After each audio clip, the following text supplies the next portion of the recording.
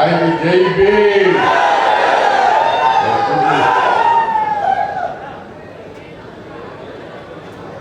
ಈ ಸಮಾರಂಭದಲ್ಲಿ ಭಾಗವಹಿಸಿ ಮಾತನಾಡಿದಂತ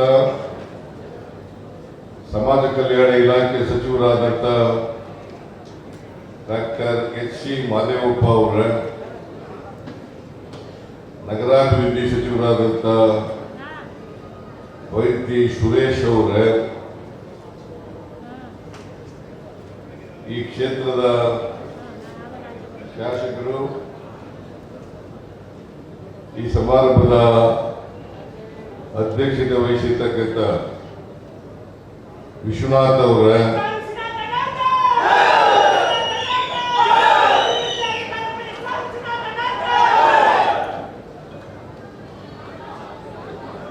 ಮುಖ್ಯಮಂತ್ರಿಗಳ ರಾಜಕೀಯ ಕಾರ್ಯದರ್ಶಿಗಳಾದಂಥ ನಸೀರ್ ಅಹಮದ್ ಅವರ,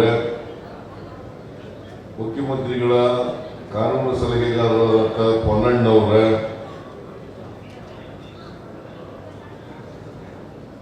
ಲೋಕಸಭಾ ಸದಸ್ಯರಾದಂಥ ಶ್ರೀ ಕುಮಾರ್ ನಾಯ್ಕ ಅವರ,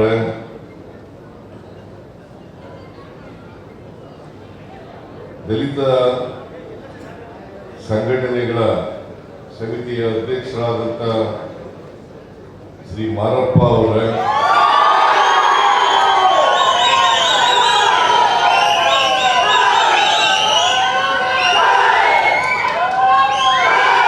BSS ಮುಖ್ಯಮಂತ್ರಿಗಳಾದಂಥ ನಾಗರಾಜ್ ಅವರ, ಎಲ್ಲ ದಲಿತ ಸಂಘಟನೆಗಳ ಮುಖಂಡರುಗಳೇ, ಇತರ ಎಲ್ಲ ಆತ್ಮೀಯ ಬಂಧುಗಳೇ, ತಾಯಂದಿರೇ, ಅಧಿಕಾರಿ ಸ್ನೇಹಿತರೇ, ಮಾಧ್ಯಮದ ಗೆಳೆಯರು,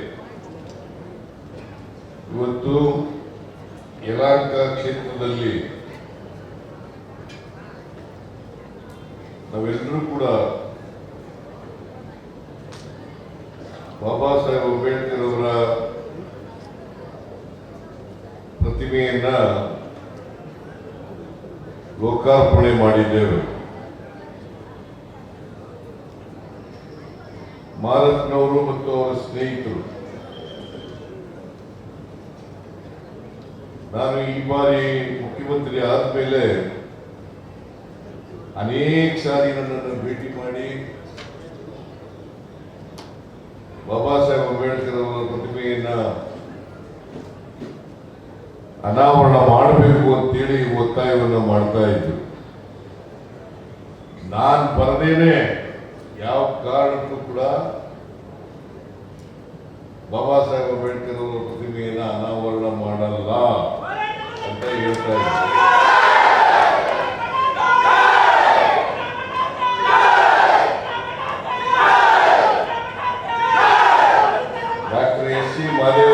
ಯಾವತ್ತು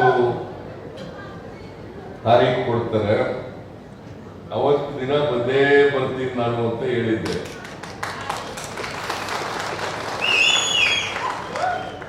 ಆಮೇಲೆ ಈ ಕ್ಷೇತ್ರದ ಶಾಸಕರು ವಿಶ್ವನಾಥ್ ಅವರನ್ನು ಕರಿಬೇಕು ಅಂತ ಹೇಳಿದೆ. ಅವ್ರನ್ನ ಕರಿತೀವಿ, ಅವರೇ ಅಧ್ಯಕ್ಷತೆ ವಹಿಸ್ತಾರೆ, ಮಾದೇವಪ್ಪನವರು ಬರ್ತಾರೆ ಅಂತೇಳಿ ಇವತ್ತು ಆ ಸಂದರ್ಭ ಒದಗಿ ಬಂದಿದೆ. ಇವತ್ತು ಸುಮಾರು 14 ಕೋಟಿ ಎತ್ತರದ ಕಂಚಿನ ಪ್ರತಿಮೆಯನ್ನ ಬಾಬಾ ಸಾಹೇಬ್ ಅಂಬೇಡ್ಕರ್ ಅವರ ಕಂಚಿನ ಪ್ರತಿಮೆಯನ್ನ ಇವತ್ತು ಲೋಕಾರ್ಪಣೆ ಮಾಡಿದ್ದೇವೆ. ಬಾಬಾ ಸಾಹೇಬ್ ಅಂಬೇಡ್ಕರ್ ಅವರ ಪ್ರತಿಮೆಗಳನ್ನು ಎಷ್ಟು ಮಾಡಿದ್ರು ಕೂಡ ಕಡಿಮೆ.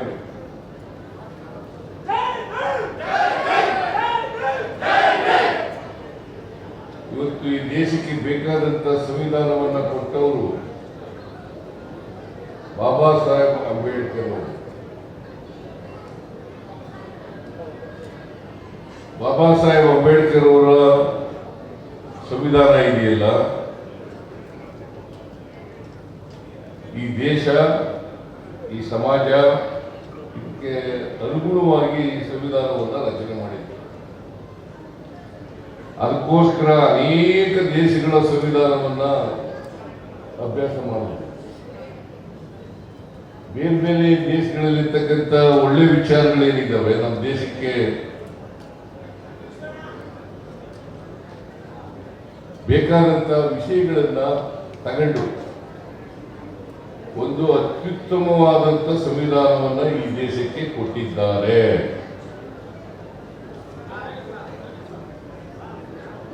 ಯಾಕೆಂತಂದ್ರೆ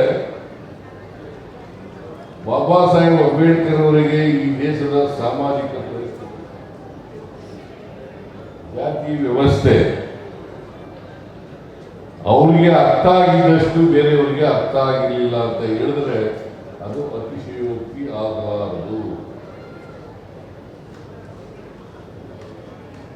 ಅವರು ಇಲ್ಲಿವರೆಗೆ ಜಾತಿ ವ್ಯವಸ್ಥೆ ಈ ಸಮಾಜದಲ್ಲಿ ಇರ್ತದೆ, ಅಲ್ಲಿವರೆಗೆ ಮೀಸಲಾತಿ ಇರಲೇಬೇಕು ಅಂತಕ್ಕಂಥದನ್ನ ಬಹಳ ಬಲವಾಗಿ ನಂಬಿದ್ರು.